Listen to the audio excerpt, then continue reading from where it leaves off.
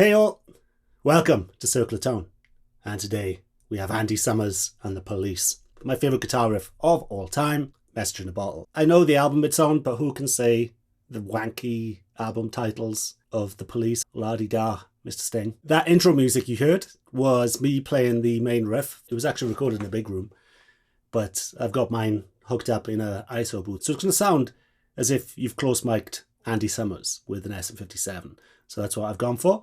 And I think I got pretty close on this one. A few things that are in my chain which match what he has. Obviously it's another an obtainium one, but I do think that there is a little secret to his tone which is affordable, and I think it's key, and it'll only cost you $50. You might even want to go and get an old one like he had, and then it's only like $100. Very good value to be had on this one. So let's just go with what I got. It's not going to sound like the main riff because it's actually two guitars playing, harmonizing with each other. So it's impossible to play Message in a Bottle properly with one guitar. Lots of little secrets on this one, by the way, because the Police cheated on this track. And if you're not cheating, you're not trying. I mean, I do complain about a lot of bands cheating with fake drums and the rest of it these days. But if you produce something as good as the Police with fake drums, do you think I'd be making those videos?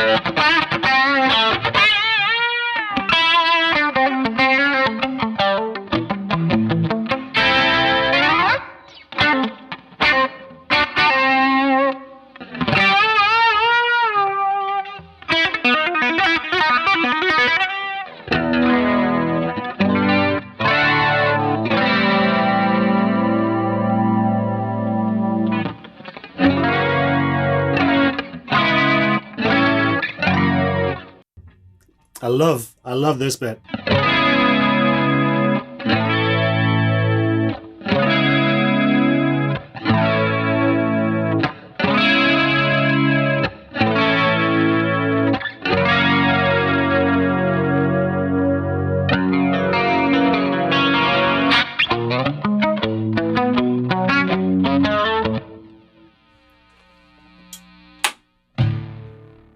Clunk.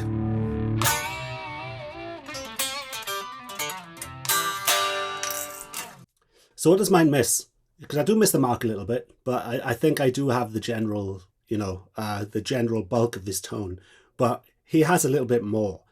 And when I say more, there's actually a clean boost built into his guitar, apparently.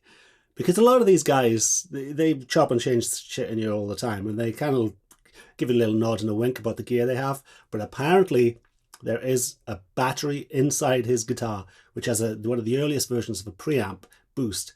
Apparently it was the same boost that a couple of the guys used, like Clapton. There weren't many preamp boosts floating around. And he also had an old 60s Tele, an obtainium. And also he had only a Gibson PAF pickup. You know, how many times have I talked about a PAF pickup in the neck? But he did mostly use his bridge pickup. So it's basically a vintage pickup. These are vintage pickups. I know this looks like a $200 guitar, but it does have, like, $1,000 worth of pickups inside it. I tried to do a brass nut. His guitar has a brass nut as well. I've actually tried to pull this out, put a brass one in there, but this is in like Flynn, such to the point where I didn't think I was going to get it out without power tools. I'm like, yeah, nobody has time for that. So this is a USA Tuners as well. So it's been upgraded as close as I could get to his, because this was going to be a project to try and mimic his guitar, but I lost interest in the end because, you know, I prefer boosts in front of amps and you can control it more rather than internal, like an always on boost. I like to have a little bit more range. So it could be a mid bump inside his guitar. It could be just a general clean boost. It could even act quite a bit of grit. There was more grit on his than mine, and I could have gotten that if I had cranked this a little bit more, because he uses an old JMP Superlead. You didn't know that, did you? Let's get to the gear. Let's talk about it. Everybody thinks it's Roland JC-120, or they think it's a Fender Twin. He's used both of those amps, both live and in the studio. But on this particular album, he was using the JMP, the Plexi. My Plexi is a little bit older than his spec, but they're not a million miles apart. And I did a little bit of digging on his settings and things. If you want to see the settings and mic positions and everything that I used, just check out the Instagram link below. And there's close-up of my mic positions and the mics that I used, the settings and all that type of thing. He used an MXR DYNACOMP, and that is his main squash. When you hear his everything ring and everything sustain and everything bloom, it doesn't just compress, it also boosts the signal a little bit. I could have boosted mine a bit more in retrospect, but when I got it, I'm like, I'm close enough, I'm not going to touch it because I know I tweak for days. But that pedal, you can pick up a vintage MXR DYNACOMP for $100. I mean, I picked up mine's the one before they actually had, I have to open up the battery compartment to actually put a battery in there. It's that era. So I'm not even sure if mine might even be the same era as his. So it certainly sounds it. I think that is the main link in his chain, is that one pedal. And you can buy them used for $30 just for the new reissue. The reissues, they do tend to sound different. For instance, they work. Mine, I have to kind of like do a couple of Hail Marys before this thing decides to work. But I've been prodding it and it's working today, so fingers crossed. So yeah, so I used a copy of the electric Mistress Tele with vintage wiring, unfortunately without the boost. Then it goes into the Moa. It's a Moa copy, the Electric Lady, to simulate the room, because you can tell he's in a massive room. I put in just a Digitech reverb. So that's what I got to do his tone pedal-wise on a budget. And those two pedals cost me around $100 for the both of them, and plus, whatever I paid for the hardwire. The reverb isn't that important, You can get that from mic in the corners of rooms, things like that. The key is the compression. He's also used MXR Phase 90s. So if you don't want to buy the Moa, just buy a MXR Phase 90 and the DYNACOMP, and you'll be almost all the way there. Maybe a clean boost in front to simulate what's going on in here. Maybe even an EQ in front, so you can simulate the mid boost if it is a mid boost. And you'll have more control. You'll probably get, sometimes though with the old components, they do have a certain character to them, because essentially a lot of the old components are broken. The capacitors are leaking, the old central lab pots, the CTS pots, whatever was in these, they leak and they drift, but that gives it, because the frequency is being lost, but it loses the sharp, harsh, modern sound, and it kind of gets pillowy. So it's not magic when it comes to the old gear. It's actually losing. It's technically fucking broken, but it sounds so good, So that's it. So Marshall, right? I would never have guessed that my favorite riff was a Marshall and a Telecaster. I mean, I said that in the past. I don't think it's used often enough. I actually tried to match the cabinet as well. I used an old Blackback, which is a mid-70s Celestion speaker.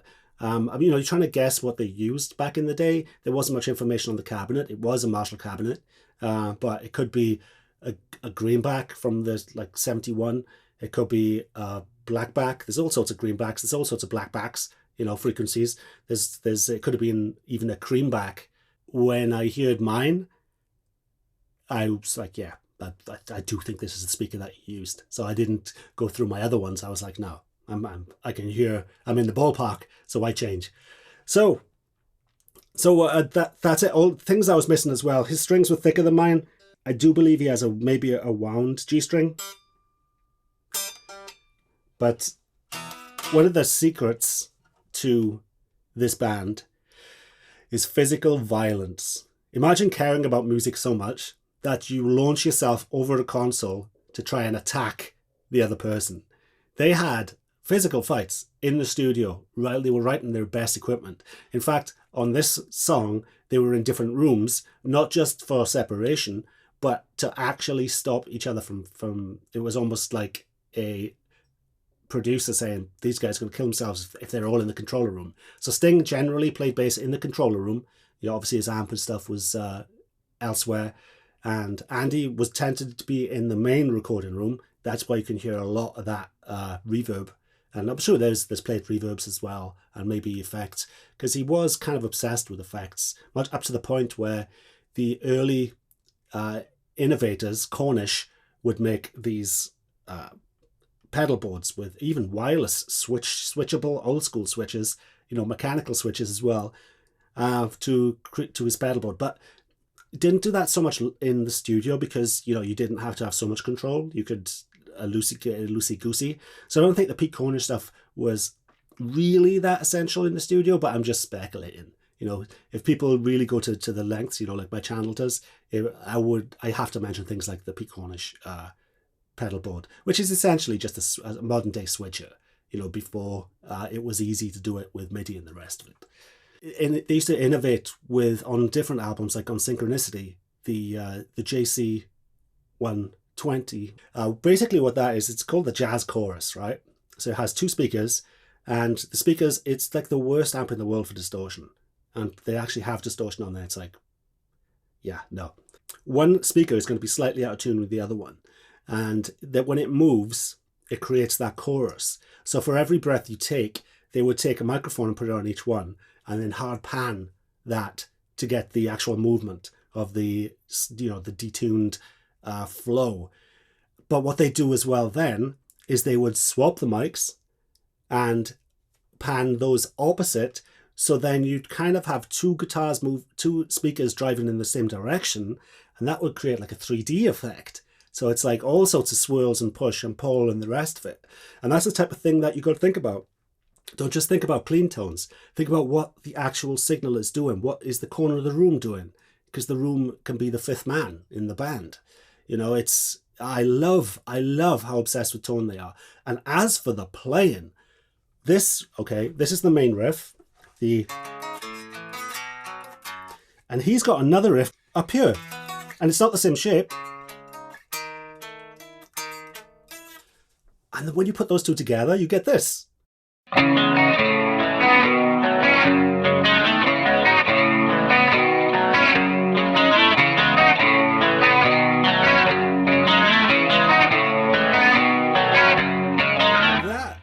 For me to learn that with my finger, which is broken, my little finger locks up, it's like doing that. Who comes up with those progressions? The progressions that Andy Summers came up with are so alien that his jazz influences actually work in pop music. It's usually the opposite. Usually jazz is like random, it can be too up its own ass for its own good. But when you have a real good jazz player, jazz thinker, not just a player, that's what Sting was. So you have the influence of punk, you have the influence of even New Romantics influenced them, and then you have the influence of jazz. What a band, what a mix. And then you have the fire of Copeland on drums. And the funny thing is, with the drums on this, right, really manic drums, and Stuart Copeland said one of his favorite things in life is, say, going down to the lounge in a hotel and seeing the band trying to play Message in a Bottle, the drummer trying to play those parts. And Stu Copeland's like, I don't think he realizes that I overdubbed about 6 different tracks on those drums. So it's like having 6 Copelands in one band, and you got this drummer just like trying to hit all the hi-hats, trying to hit all the bobs and the things, and he's like having a heart attack, and Stu Copeland's like, foolish mortal. I love it. And like I say, with if you're not cheating, you're not trying, because they used to have another guitarist in the background live doing the, I can't even play it because I've forgotten it. But so they cheat.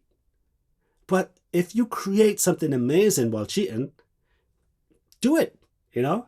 Just don't cheat by copying people and then almost just changing the song names like half of these mod metal guys I like to take the piss out of, using the same, you know, Easy Drummer drum kits and the same compression techniques and the rest of it.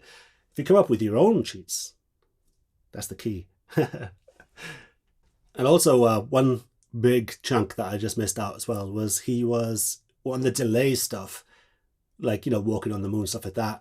I believe that was an Echoplex. So, you know, when it talks about reverbs and the rest of it, an Echoplex is a very warm sounding thing. So if you have something as cold and sterile as a Tele, because in the bridge position, through a Marshall, you know, that you can hear on mine, it's like pretty present, especially when you don't have tape mellowing out and old preamps mellowing out and old compressors, you know, board compressors and channel strips and all sorts of stuff, and older microphones, things that, you know, do tend to suck signal. That's the magic. Lost frequencies. If I've learned one thing, it's lost frequencies that are the key to this, because now everything sounds like one long perfect vanilla sausage where there isn't even a noise floor. You can't hear a single piece of hiss. Hiss mellows you out. The old hiss of analog and vinyl is mellowing in itself, but it's so subtle you don't even know it's there half the time. These little things, it's the lossy formats that are key. You know, even though I'm obsessed with, you know, good guitar cables and the rest of it, I try and I invent the loss elsewhere.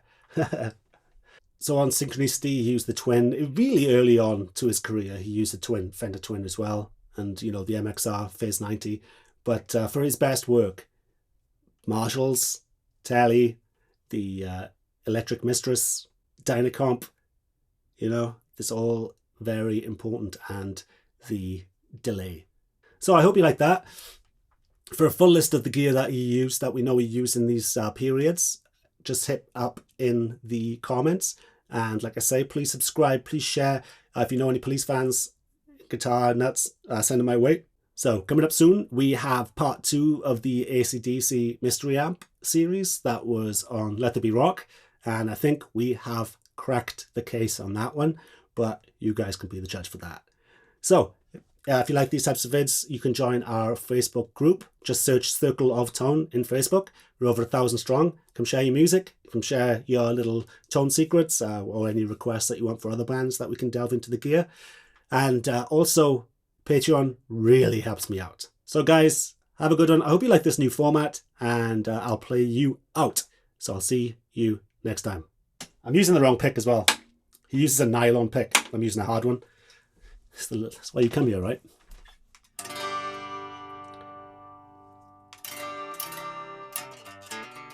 It's not going to work now.